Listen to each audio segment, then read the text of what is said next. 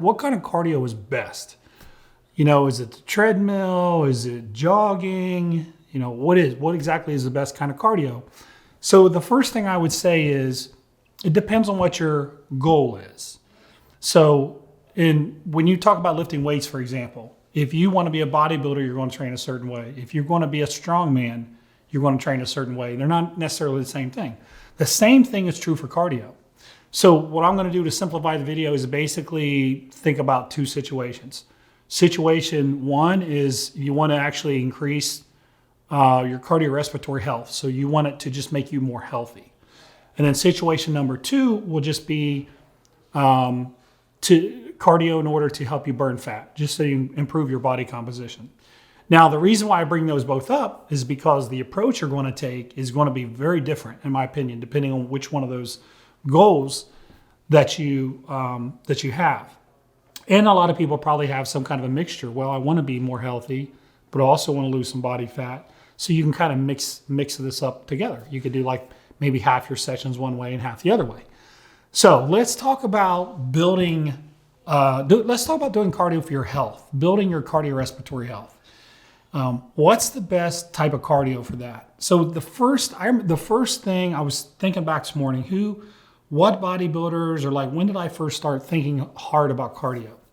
And there was a bodybuilder in 1987. This guy's name was Phil Hill. He was from Trenton, New Jersey.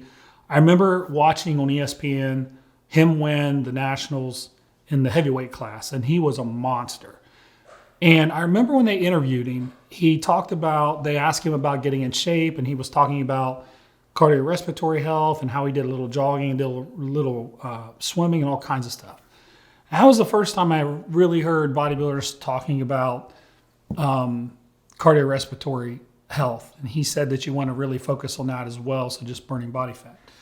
So I looked all morning on YouTube trying to find that old clip from ESPN, but I couldn't find it. Anyways, so that was the first time I'd really heard bodybuilders talk about doing it for health. And as if you are a bodybuilder or someone who trains hard, then obviously it's depending on what you're doing, maybe you need a lot of cardio for your heart health. But what would I do for heart health? So first of all, I want something that really taxes you.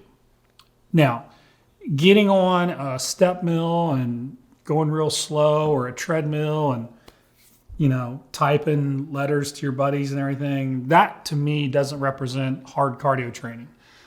I don't think that's effective for making you more healthy. Is it better than nothing? Sure, it's better than sitting on the couch. But I don't think it's going to be real effective. So number one, I want cardio to be really challenging. So what does that look like? Well, I'm going to come out of the gate and tell you my favorite type of cardio, hard cardio, period. And it's actually swimming. Swimming is so underrated. And I've done a lot of swimming. I've spent a lot of years. I'm actually still a member at Lifetime. I've used their pool a lot. I absolutely love swimming. And there are a number of reasons why I love swimming. It's good for your lung capacity. Lung capacity is a good thing. How much air can you hold in your lungs? Better lung capacity means, you can get more oxygen out into your blood, and you can take more carbon dioxide out. So that exchange is better. But bottom line is it really helps with lung capacity, particularly with the type of breathing patterns that you have when you swim. So you'll notice, I'm sure everybody watching this has swam before. You'll notice that when you hold your breath when you're swimming, as you keep doing that, you get better at it. You get better and better at it, and that's good. You're building your lung capacity.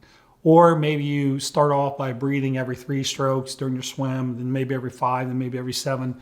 But you build your lung capacity, and that's actually a good thing. The other thing I like about swimming is I think it's pretty easy on your joints. If I get a little too crazy with swimming, my shoulders will start to ache a little bit from all the rotation. But by and large, swimming is pretty easy on your joints, certainly compared to going out and running for an hour on a hard surface. So it's pretty easy on your joints. The other thing I like about it, and cardio in general, is your whole body is working. So when you're swimming, you're moving and what I always enjoyed about swimming is I got a really good lap pump from it too. A real good lap pump just from the pulling the water. Your shoulders will get a really nice pump too. Actually, your chest gets a nice pump. You're kicking your legs, your hip flexors are working, your abdominals are stabilizing you, your lower back stabilizing you. So it's great for working your whole body. Excellent for that. Now, the other thing, there's a couple other things I want to mention too. Maybe if you're swimming in cold water, you burn some extra calories because your body's heating up, just trying to keep itself warm. But the other thing is when you're leaner, swimming is really hard. Like the more body fat you have, the easier it is to float, right? But when you're really lean, man, you sink like lead, just boom. It's really hard. And that's one of the reasons why it's really hard for bodybuilders is they tend to be leaner than, the average person. So it's very, very difficult. Now, let me just give you some personal experience. So when I do swimming, what I like to do is I like to do true HIIT circuits. And when I say a HIIT circuit, I mean all out. So I'm swimming as fast as I can for 10 or 15 seconds. And then I would tend to just walk a little bit further in the pool for 45 seconds. And then I would boom, hit again, 10, 15 seconds as hard as I can. So it's true HIIT training. Some people kind of go hard and they do it for a minute. That's what I would call interval training. It's not really HIIT training. So when I used to do HIIT training in a swimming pool, it would give me, your throat would be on fire. You felt like you ran a marathon. Very hard on your heart and lungs. They have to work really hard. When I say hard, I mean that in a good way. So that's how I like to swim, where you're putting a lot of effort into it. Now, you could certainly just cruise and do the backstroke. And are you going to get some benefits from that? Yeah. But interestingly enough, this morning I looked up, I thought this would be pretty cool to share with you. So this morning I looked up the different strokes and how many calories you burn. And of course, how many calories you burn is relative. It's really hard to believe just a straight number based on how fast they were going, how many breaks they took. But this is what I wanted to share with you. I thought this was interesting. So for a 140-pound person, this is what they found doing this for an hour. Now, again, I don't know how many breaks they took. It's the stroke, how they get more challenging is what I want you to get out of this. So treading water, 233 calories in an hour. The backstroke, Alexander's actually really good at the backstroke, 305 calories in an hour. The breaststroke, 337 calories. A light freestyle, that's, this way, 369 calories. And you bump up the intensity, moderate, 520 calories in an hour. Freestyle all out, 623 calories an hour. Now, I can only go all out for about 10 or 15 seconds. I'm not sure how many breaks you take and how it would seem like impossible to do that for an hour, but whatever. And then the butterfly, 870 calories in an hour.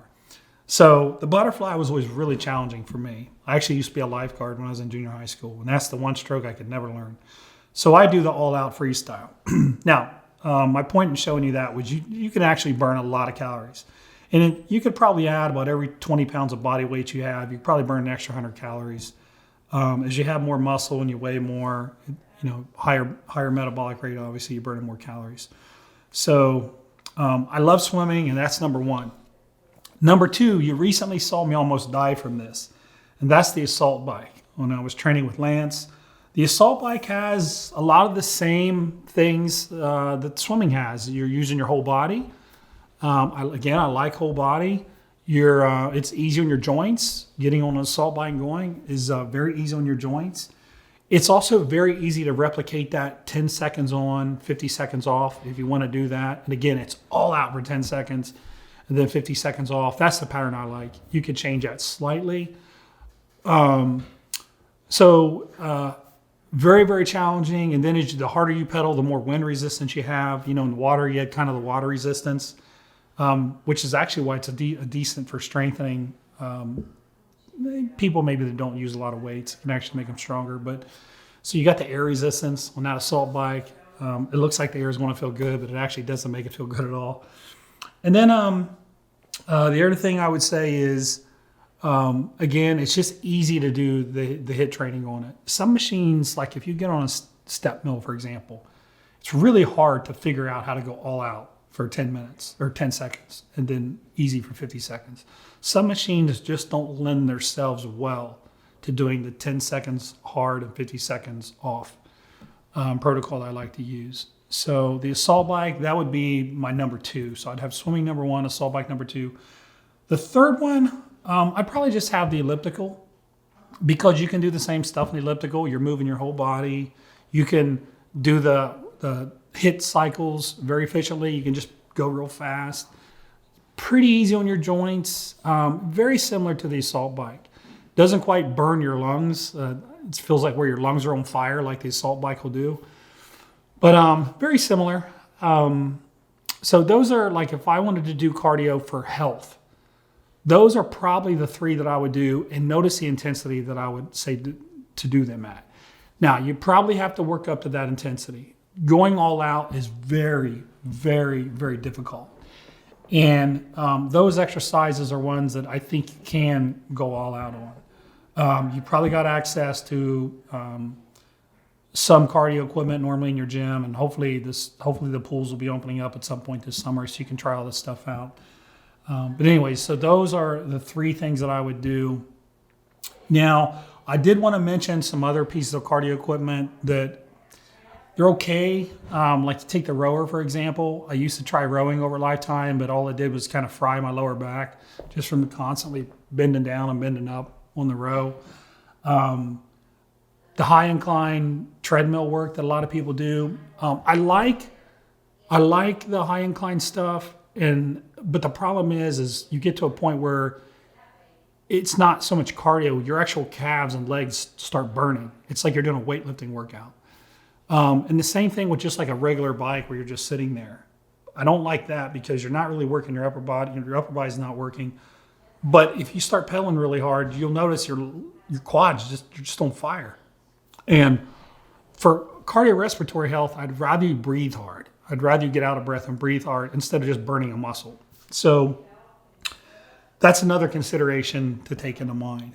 So those are so if you want to go that angle for health, those are things that I like to do. Now, let's take a look at the other side.